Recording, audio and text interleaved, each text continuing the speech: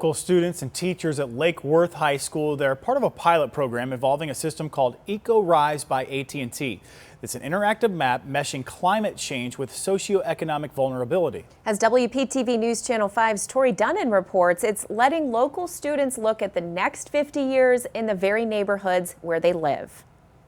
Oh, my favorite part was learning how climate change can affect our community and how each and every neighborhood. Students like Sonia are part of Rise at Lake Worth High School. To create a more climate resilient awareness for the student body. Called a GIS map, an interactive way to analyze social vulnerability and climate risk to determine areas of highest concern. Allows them to kind of take a look at climate change in context of their community, specific to neighborhood by neighborhood, the impact it's going to have. Ultimate goals of this is to kind of build student engagement with the community on how to kind of mitigate some of these climate risks. Students took an in-depth look. I think it's really important for everyone else to know about those specific areas too, so definitely yes. Focusing on areas surrounding Lake Worth High School, Pahokee, Lake Worth Beach, and the coastal areas. Really started looking for like where we live, how could it affect my family, how could it affect us in the future.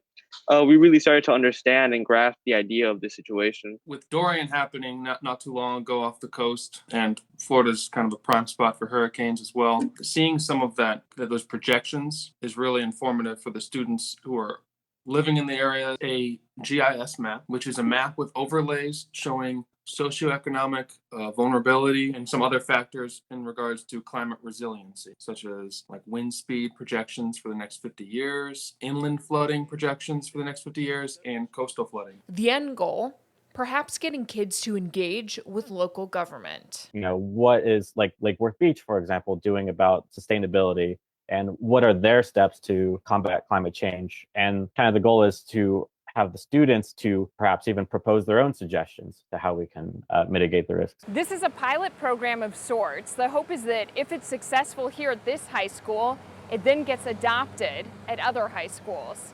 In Lake Worth, Tori Dunnan, WPTV News Channel 5.